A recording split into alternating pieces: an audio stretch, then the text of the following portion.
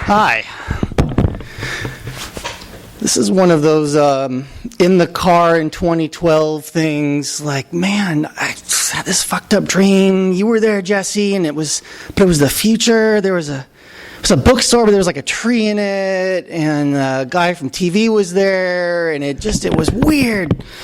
So hi, everyone, I'm Sam. I'm going to read from my book, Exploded View. It's just a wild book. I'm terribly excited about it. The thing that you don't realize when you're a kid and you're really excited about growing up and writing awesome science fiction books is that when the day comes you have to do your first reading for one, then there's, you got to figure out like, I haven't showered since Thursday, and where's my Xanax? And then you're like, oh, those are all the adult things. I got that out of the way, and now I can go back to being a 10-year-old who wrote an awesome science fiction book. And then you get to the bookstore, and you're surrounded by books, and you feel so insignificant and awful about yourself. So we're just going to ignore that little part of it. And I got my notes right here. I'm not texting anyone. I'm just reading a few things I wrote this morning when I was very depressed. And then I'm going to get to the book here. And like I said, it's a wild read. This book started in a conversation I had with Marcus, who's sitting right over there, in 2003. We're going to give him the typical recovery welcome. Hi, Marcus. Okay. Marcus at the time worked designing video games for cell phones. Is that right? Yeah. I don't play video games for cell phones. I barely knew what a cell phone was then. So he, to me, was like this just really smart man. And we were on tour together. I roadied for his band, and we had this breakfast in San Francisco. And I said, I have this idea I want to run by you, which is that I want to write about this concept where in the future, well within our lifetimes, you will be able to have a device that will be like a TV and like a computer, and you can play anything you want on it, but you can reorder the content in real time. And Marcus said, what the fuck are you talking about? And I said, well, it's like, and this is a weird thing, because you remember it being Rhoda that we talked about. It wasn't. It was Maud. This is a little sidebar. I had a really weird part of my life where Maud came up like almost once a day, and this was at the tail end of it.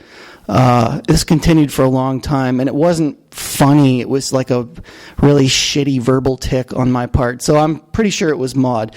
And I said, the idea is you'll be watching an episode of Maud, and you'll get bored with it, or you won't like the ending, and you rewind, and you say, I want to see Maud do a cartwheel, or Maud gets out a sword and executes some people, or let's see Maud naked, which would probably be a lot of the users would just transform whatever normal content they want into just crazy, creepy porn.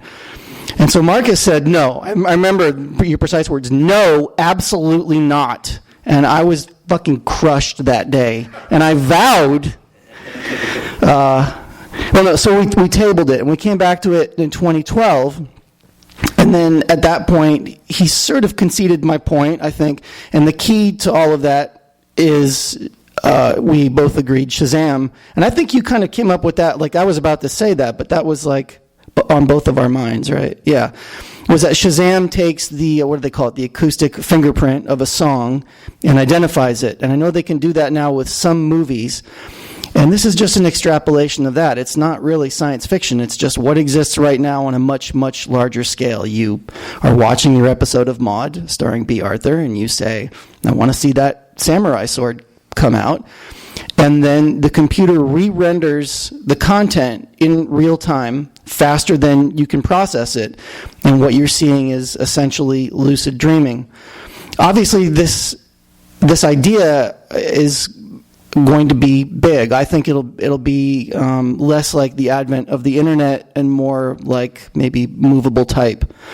Certainly, I think after this election season, everyone can probably guess that it's going to have some pretty insane political applications. God, I'm looking at my notes and I'm getting sucked into the depression from 8 hours ago. This is really weird. So part of what I wanted to write about was just the political implications of that.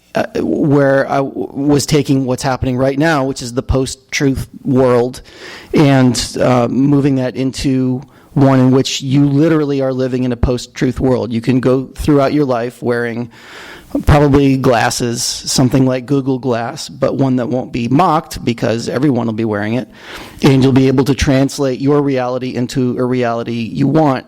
That doesn't mean that you're living your entire life in Westworld or some sort of medieval fantasy. It means that, or you can, but for most people it'll mean that the echo chambers, specifically the political echo chambers that are happening right now, will be intensified exponentially. I thought there were some good ideas in there for fiction, and I followed it. Also, obviously, there's a lot of potential for, there's so many hijinks that one could get up to with this. But if you have what I'm calling soft content in this book, the ability to re-render material media in real time, you could easily impersonate people, and that's only something that has caught on in the media. I've read a few references to that in the last few months. Interestingly, I watched a lot of movies to write this book. More on that in a minute.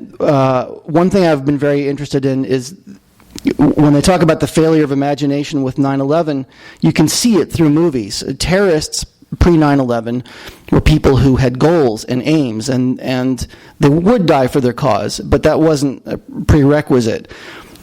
You see that same type of failure of imagination happening with this now. This thing that I'm calling soft content, I'm not trying to coin a phrase, and I'm totally aware that it sounds like I am.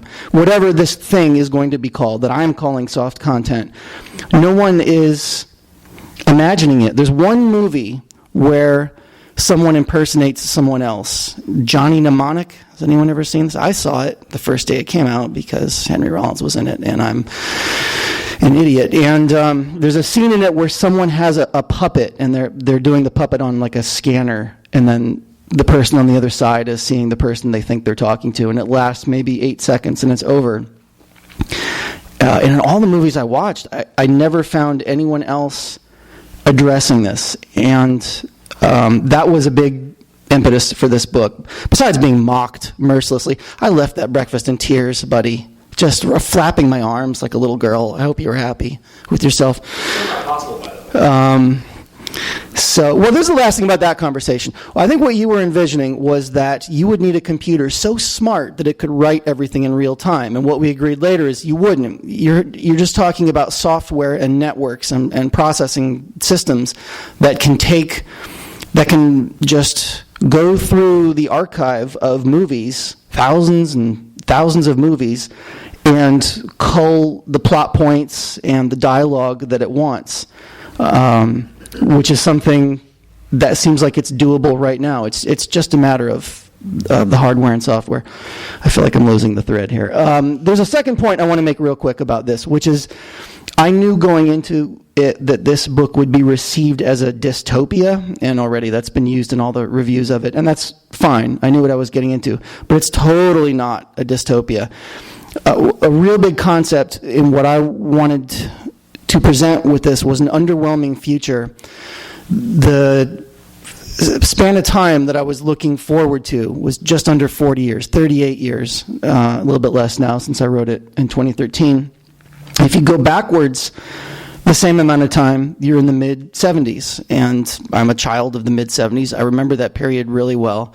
My wife is almost the exact same age as me, and we talk all the time about how goddamn creepy the 70s were.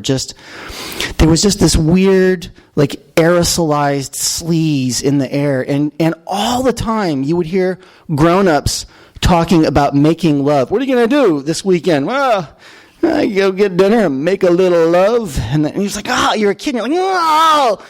And it's weird that's gone, that just disappeared. And there's one of the things that I really am interested in writing science fiction is looking at the future far less from a technological standpoint and just looking at it from that direction. What are the little weird things that change? I remember part of the whole sleazy thing of the 70s I figured out now, and I'm sure other people have, is that there was after the sexual revolution and this wave of permissiveness, there were a lot of people who were left behind. They weren't hippies, they were normal people. A lot of them were probably Republicans.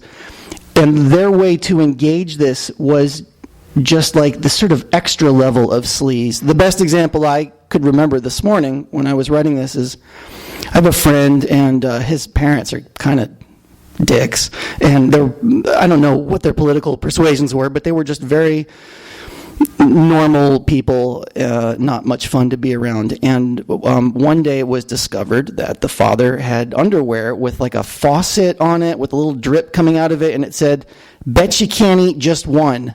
And like, that was it. That's the thing that I'm trying to get at. Why was that okay to sell that back then to those? And that was also a new thing. That's the kind of stuff that's weird to me. Or I spent a summer working at my dad's newspaper in the 80s, and I remember going through the archives, and I would always read the word tipsy driving, because the switch hadn't happened yet. In the 80s, it became bad to be a drunk driver, but it wasn't in the 70s, and that always stuck with me, that you could have those little bizarre social changes. So I tried to address some of that in this book. This is sort of a dense book, besides being a really weird book, so I'm sure a lot of those things were taken out in the edits. I removed a book's worth of material from this. And I just feel like I've lost all of you completely. I can see you're shopping. That's fine. I'm going to read two sections here. One is from the first chapter. There's no setup on this because I'm starting. There's all sorts of weird concepts. This book takes place it starts off on New Year's Day, 2050. It's the point, again, getting back to what I said about the 70s, is it's the same city. There's no giant pyramids. There's no flying cars. People have jobs. They fall in love. They worry about dying. They pay taxes. I loved it in Blade Runner when they showed old junkers on the street. And I thought it was very silly when Harrison Ford said he was going to meet someone at a bar in the 4th sector. Well, I can just say, I'll meet you at House of Pies. And then they show it, and it's kind of the same. That would have been really cool. I tried to do that in this. So this book opens on New Year's Day with the protagonist. I guess I don't need to explain anymore. This is weird, because at any point, like, I'm going to see my high school principal walk in, and then there'll be more trees, and then it will be a dream. I'm like, fuck, I was enjoying that dream, and stuff. Okay, chapter 1. Oh, I'm probably going to do some of the voices in this, and it's not going to be cool. It's going to be weird. I said it's tough. Done talking, Terry folded her arms and leaned back into the freeway center divider, a shock of cold concrete on her hip jolting her upright again. It was an awkward confirmation that she was actually here, standing in the middle of the interstate, watching several hundred festive cops loiter on a freeway blocked to traffic. The mob made all the merrier by bumper-to-bumper congestion in the opposing lanes. Where westbound was a parking lot, eastbound held a tailgate party. Every New Year's Day since she joined the department, Uribe Steakhouse opened early for a police-only champagne brunch. But with Jack Uribe still cleaning up smoke damage after a Christmas Eve kitchen fire, someone had the bright idea to stage this year's gathering in a corner of Los Angeles State Historic Park. That site had proven so inhospitable, trash, dogs, stray hypos, that when a quarter-mile stretch of the I-10 had been shut down to search for a shell casing, the 300-strong group had simply migrated wholesale to the freeway. Quickly glancing over both shoulders, she registered that traffic hadn't budged. She'd been arguing with the driver directly behind her, each having come to rest on either side of the center divider, directly under the boxy arch of the freeway signage scaffold. With her back to him now, Terry was struck by the uncanny feeling that she'd been speaking with an imaginary friend the whole time. Seemingly in response to this thought, a voice behind her said, "Yeah, Terry, it is tough. Tough seeing my tax dollars pay for your bullshit." She sighed and turned, looking down on a balding, beat-faced man leaning out of his car, the edge of the divider perfectly level with his open window. He was a type, the powerless big mouth. Mm-hmm, she said. You don't really continue a conversation with a cop by using their first name. Half the goddamn police force is having a freeway party, and you're lecturing me, Terry? She turned and took in the scene, seeing officers in uniform doing a clean sweep farther down. But closer, more officers, some uniformed, some in shorts and jerseys, everyone chatting and laughing, most with their shades perched up on scalps, nearly everyone holding open containers. She had to admit, it did not look great. All they needed were a grill and some lawn chairs. Our goddamn taxes pay your salary, Terry. First of all, it's Detective Pastuzka. We pay your paycheck and you repay us by shutting down the goddamn freeway. That sound about right, Terry? From behind, a voice said, "Who's your buddy?" She turned again to see Sergeant Carl Ciaramillo, his ponderous gut supported by a faded T-shirt from Meat Wagon Steakhouse. Perhaps he'd slipped it on as some sort of half-drunk protest against Uribe. Most of the guys here were still boozy from last night. There'd probably be some chest bumping soon. "Loudmouth citizen number 8001, she said. "Guy's mad at us because he had to sit in traffic for 10 minutes. "Hey, buddy, we just shut down eastbound," Carlos said. "Westbound is all juggernaut. We got nothing to do with that." "Hey, buddy, I saw you over at the Kangaroo Room." "Oh, yeah? How'd I look? Like you, but less of an asshole?"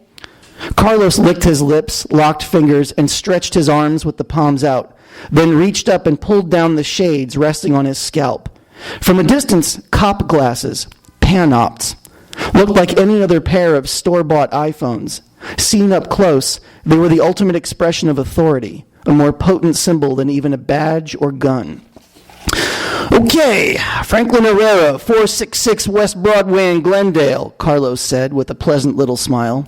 "Age 36, divorced, employed by Tatanga Graphics. Oh no.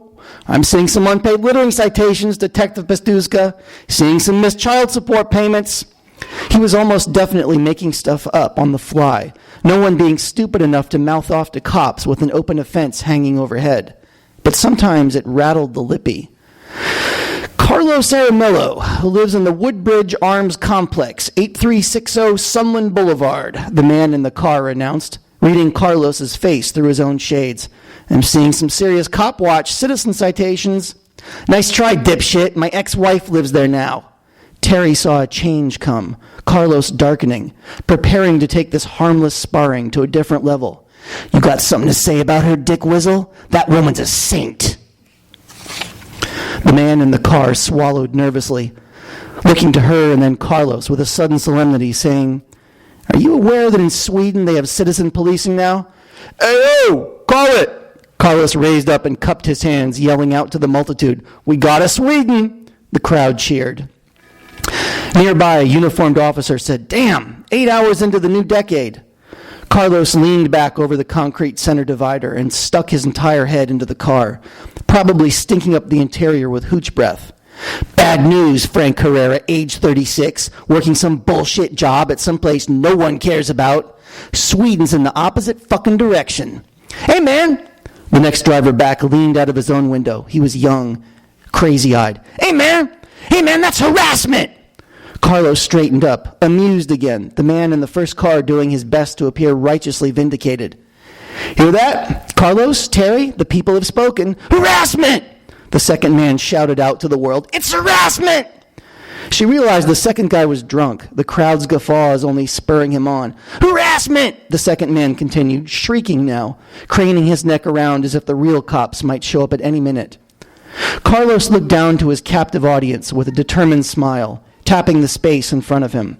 From the way he wriggled his fingers, Terry could tell it was all bullshit, but the guy in the car appeared concerned. Hey, don't tag me. I'm within my rights." Zach Zendejas emerged from the crowd, offering one broad hand to Carlos, placing the other on her shoulder. His big slab of a face showed no hangover. Zach was a family man. He'd probably fallen asleep by 12:30. In 6 years as her partner, he'd packed on some weight, jocular jock slowly fading into jowly jock, probably hitting genuine portliness by retirement time. For now, he could still impersonate the body and bearing of an ex-military man, although he'd only segued into policing years ago from a job moving furniture. "Terry P., looks like you found some action. You see this shit?" Zach nodded up. at the overhead freeway signage toward the 3 huge green rectangles hanging over the stalled westbound lanes. See it? The bag? Some miscreant had tossed a ratty old gym bag up onto the sign's metal catwalk ledge. Keep looking. On the furthest rectangle, past the arrows directing passengers to Santa Monica and Santa Ana, she saw an extra smudge in white. Seen from this foreshortened angle, it wasn't clear what she was looking at. Is that graffiti? Blast from the past. Wow. Someone actually found the one surface in the city without paint-resistant paint. Quite a feat. More like witchcraft. He pointed lower, to the looped coils of razor wire, draped like foliage over both sides of the structure. Seriously, how? The yelling behind them intensified, and they turned into the morning sunlight, realizing that both drivers were shouting at each other now, oblivious to Carlos, who had doubled over with laughter. She heard the first man yell, "I don't need your help, just shut up!" Wincing from the glare, they turned back towards downtown, taking in the skyline's clustered skyscrapers. "Is this what you thought the 50s would look like?" she asked. Wrong voice. "Ugh, this is the decade I turned 50. She realized she would too. "So, day one." He sounded sympathetic. "Day one? Oh, right. No more overtime day one." For the last 16 months, overlapping city and state budgets had poured modest surplus cash back into law enforcement, politicians at all levels desperate to get a handle on crime rates. It had been a golden age of fractional overtime, with plenty of extra cash for motivated cops. Terry had been one of the most diligent devotees of the extra workload. "You're certainly taking this better than I expected." "I have no idea what you're talking about," she murmured, hypnotized by the gleaming skyscrapers, realizing this was the only truly good time of day to view them, sun hitting dead on and making the buildings appear important and powerful. Carlos Jaramillo joined them, motioning back towards the arguing drivers. "The fucking downfall of civilization. Get a good look." Zach turned back, squinting. "Creeping chaos. You want to talk about that? Last week, me and Louis Mahoney were at this barbecue thing. We're off duty, off pan-up, honest engine, not looking for any kind of trouble. We come around a corner in this nice neighborhood by Verdugo. We see 2 nudists going at it on their lawn. I mean, full-on, triple X action. Not a stitch of clothing to be seen. Behind them, draped across the front porch, they'd made this big banner that said, 'Just try and stop us.'" Zach lit up. He loved tales of broad daylight debauchery. Sophisticates. "Yeah, well, that's the way of the world. Forget those." He pointed towards the skyscrapers. "This whole city is turning into one big ghetto garbage dump. Trash people on all sides. Look at this crap." He was getting himself worked up again, pointing to the flat stucco apartment complexes overlooking the eastbound lanes. "These ugly-ass shit boxes full of tacky, ignorant people. You live in a trash can. How can you be anything but trash?" Zach met Terry's eye, grinning, enjoying this. "Yeah, Carlos? How trashy are they?" "Trash bag, hose, monster motherfuckers." Carlos licked his lips, laughing tentatively when he saw how hard Zach laughed. "What? You just pointed at Terry's apartment." "Oh, shit, hey, no, hey." She glanced over at her building. "I'm certainly not fond of the place." A whoosh came, each of them rotating to watch the westbound traffic shocked back into action, cars zipping off as if the road itself had suddenly yanked them into the distance. "Not much of a New Year's celebration," Carlos said.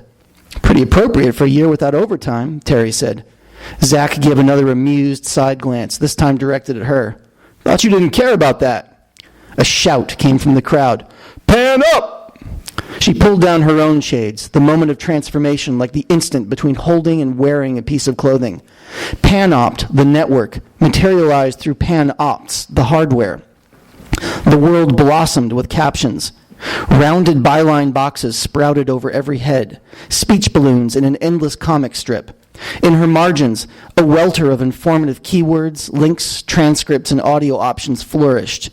These glasses peered back at the eye, gauging nuances, focus, depth of field, iris contraction, and rendering their images faster than human perception.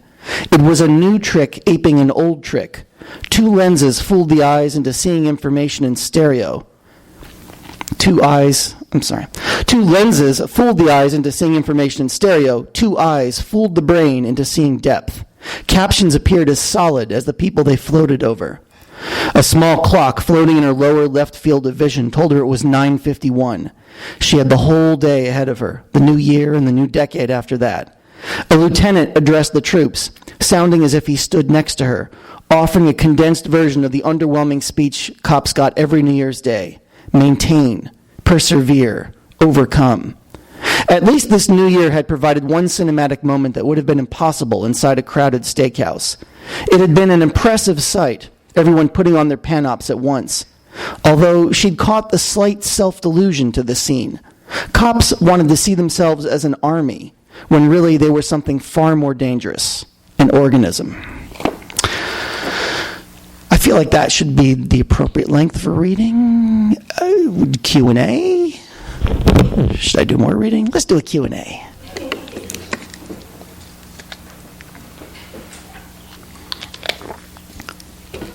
Hey, Sam, what about the cops? Well, it's interesting you asked that.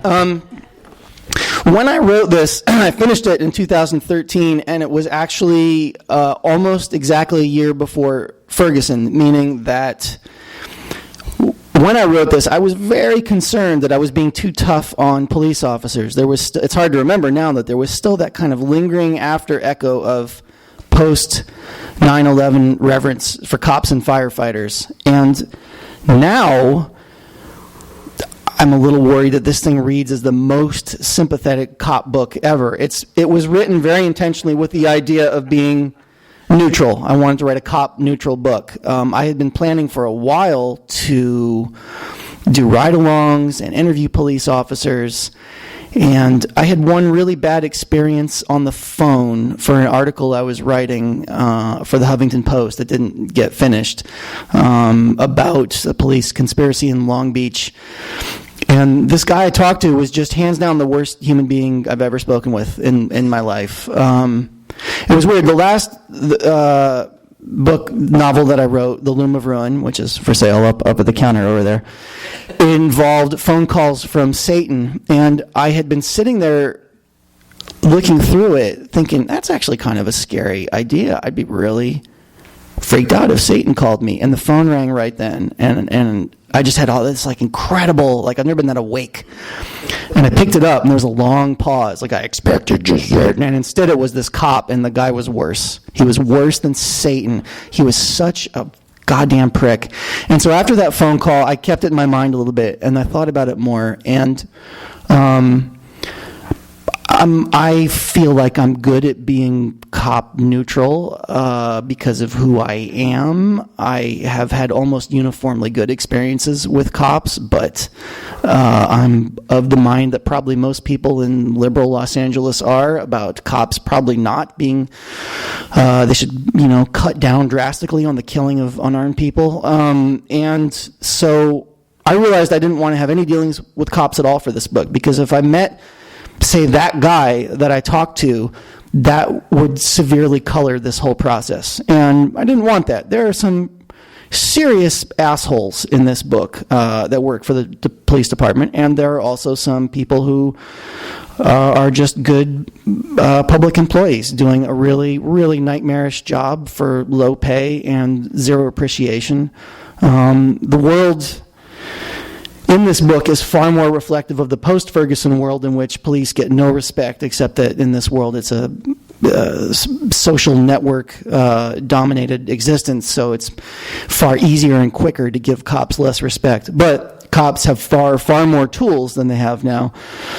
I thought that all those things would be interesting to explore without me having to superimpose any weirdness about police on it.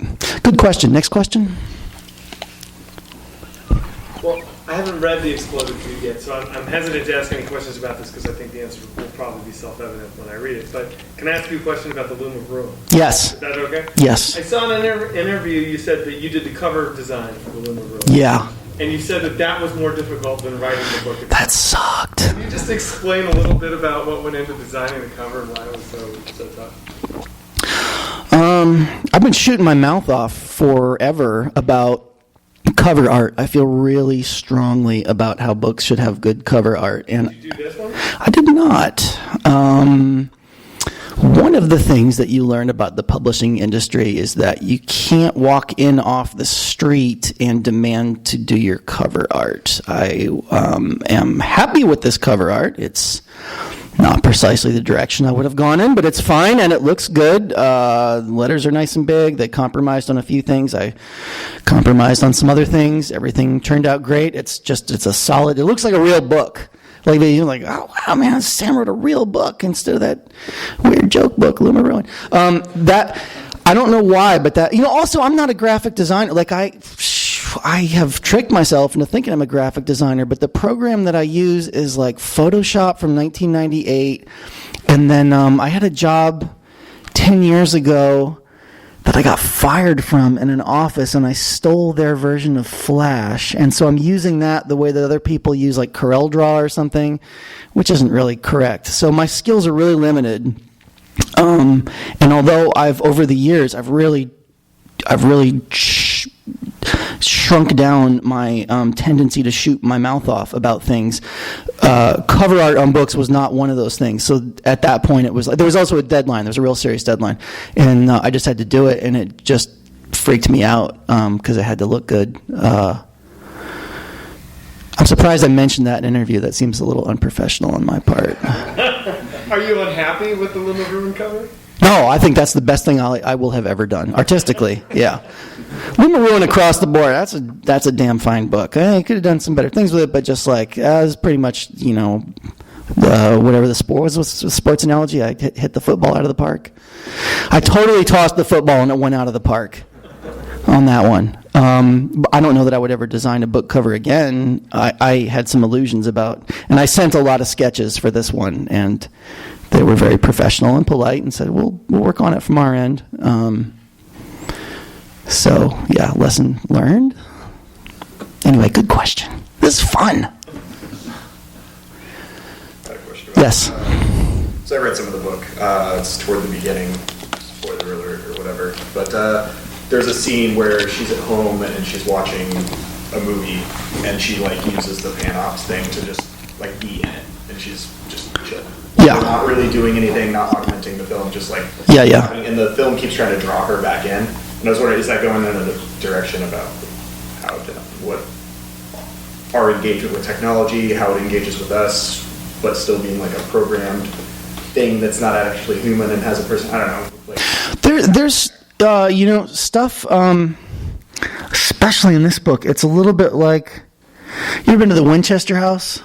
You know the Winchester House? It's that, yeah, okay. That the crazy lady house that just has quarters that go nowhere. There's so much stuff in this book that was designed to go somewhere else, and I think that was one of them. The core of this entire book is that scene. This whole thing was going to be a short story. It was a guy in New York who just had a TV that was like this, where he could make it immersive, or he could change the content, and the idea is it would become more and more obvious that bad things were happening in the news or even outside in the streets, and this guy didn't like the news, so he would just change the news to be better. And I mean, that's not much of a dramatic arc in that story. So that got sort of sucked into this, and I think that was part of it. But what was the intention on that?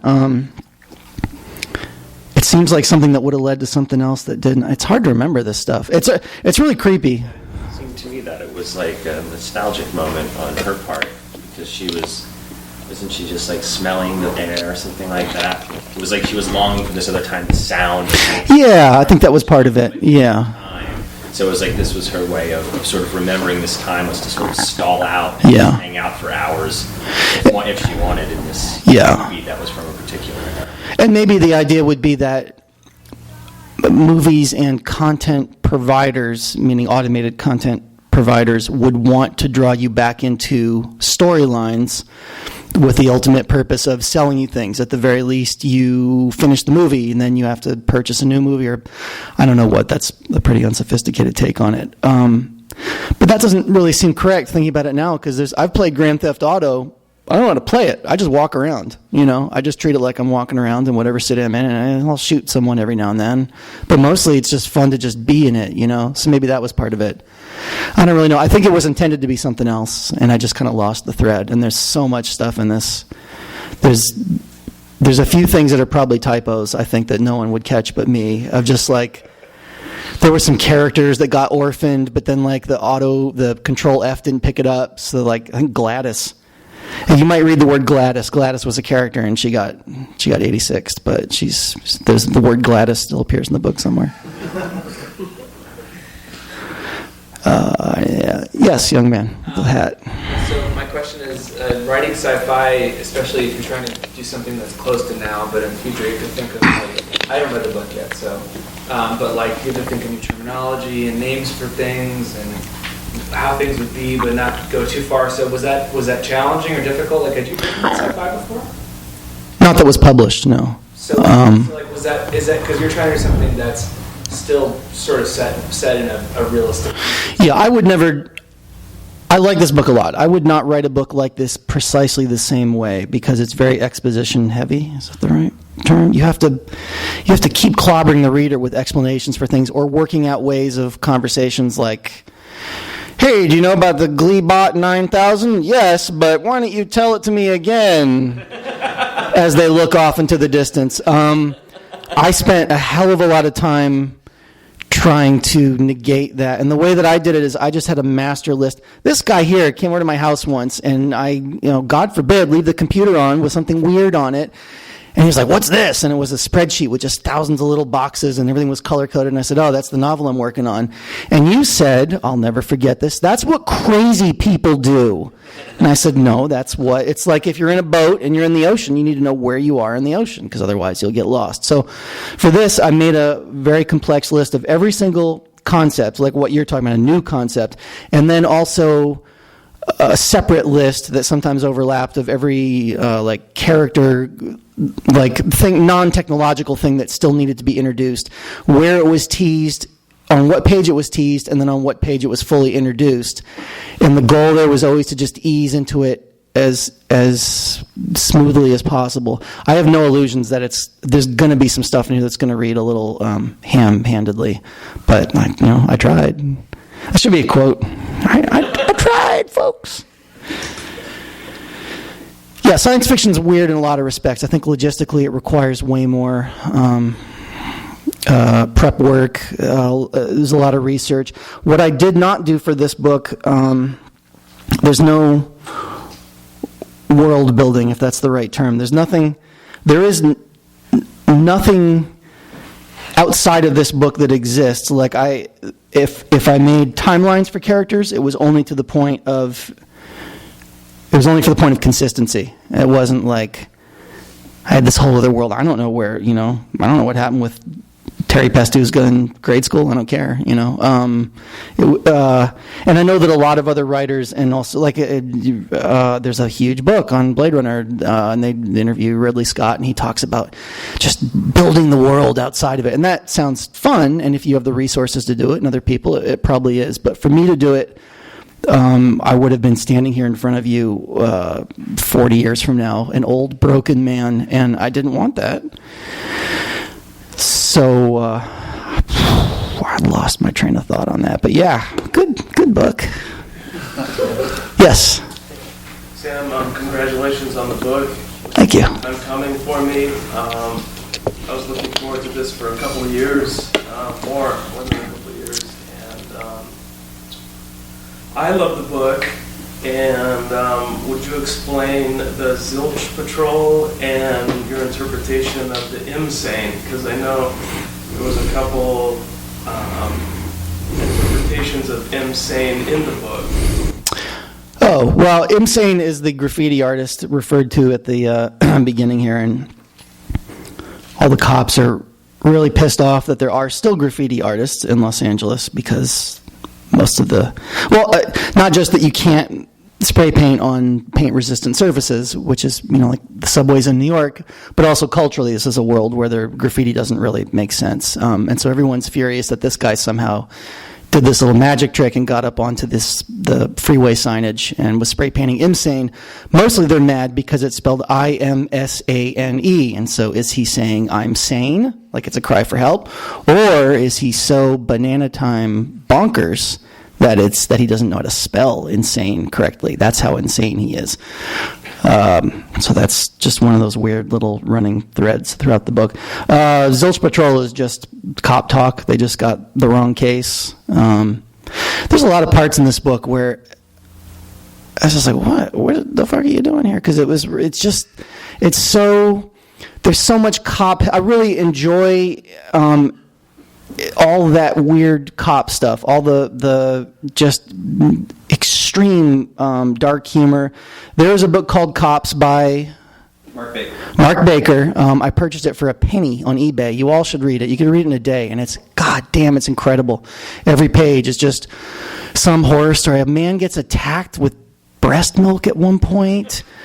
But I mean, every page is like that. It's just like an oral history of cops, but it's not like the TV show, which I've always found kind of boring. I mean, besides the fact it's a little repulsive, it's just kind of boring. It's the same thing.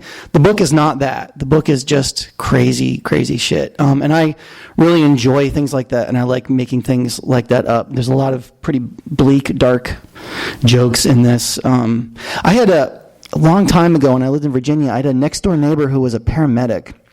He's huge, and he comes over one day, and he's got this big box, and he goes, hey, I got all these paramedic magazines. Do you want them? And I was like, yeah, sure, I'll take them. Yeah. And then every page was just incredible. And they had one thing there that was sniglets. Remember sniglets? Made up words. It was paramedic sniglets.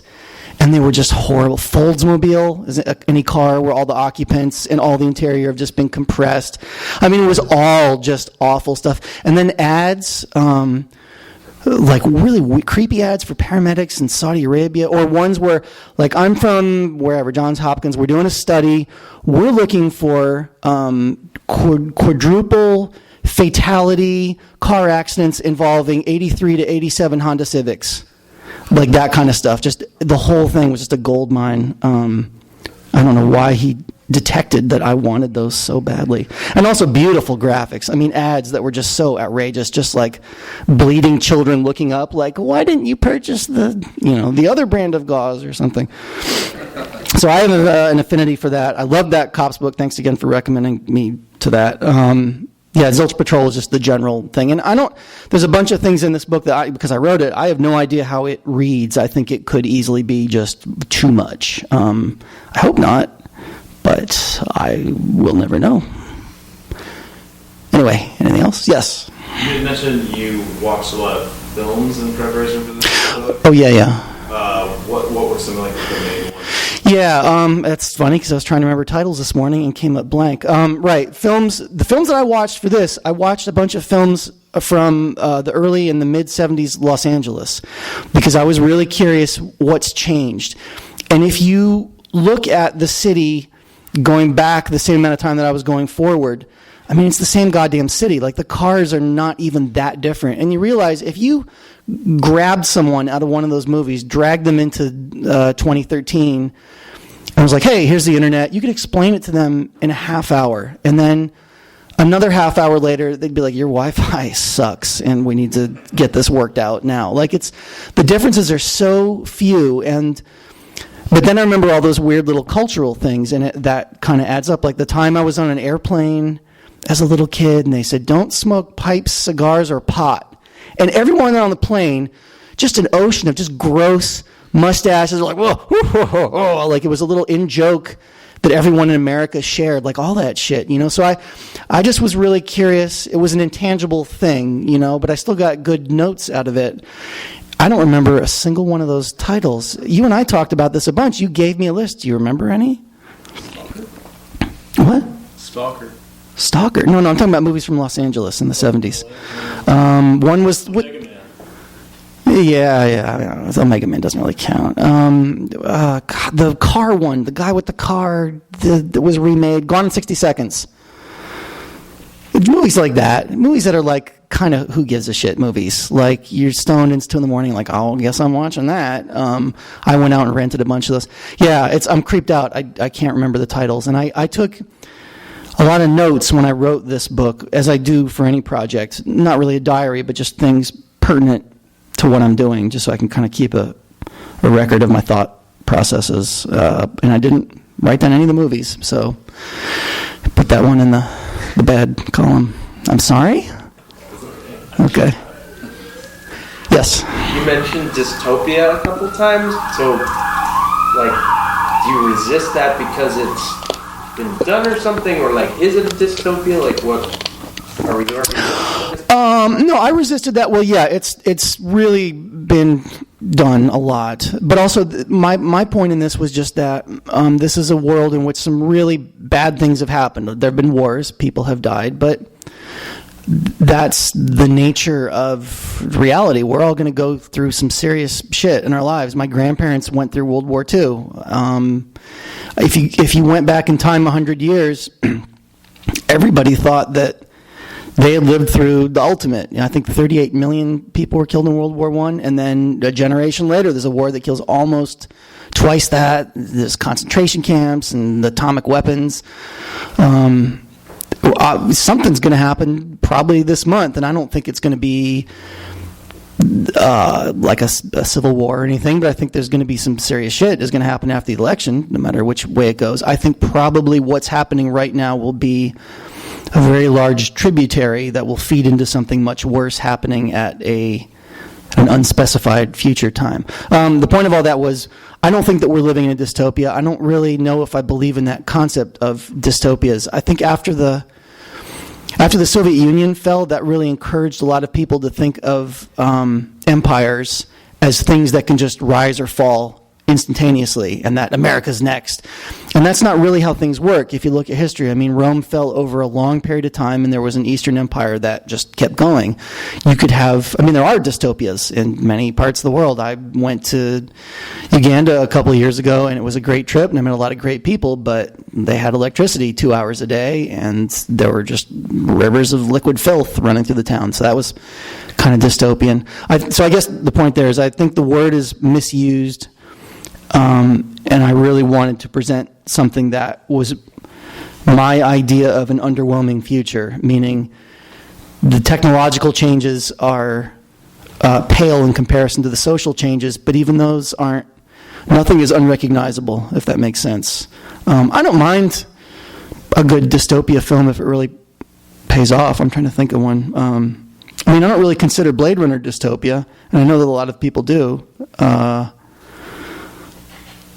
Boy, my answer just petered out. I got nothing. I'm sorry. Anyway, yes. Any other questions? Okay, well, thank you for coming by. I just want to strongly encourage you to read this book and to thank Marcus over there. And I'll be up here signing them, just talking to all of you one-on-one, seeing what your dreams and your feelings are all about. And thank you very much for coming out.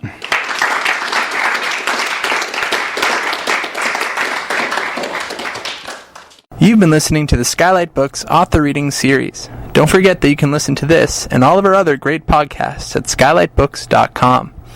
Thanks again for stopping by, and we hope to see you soon.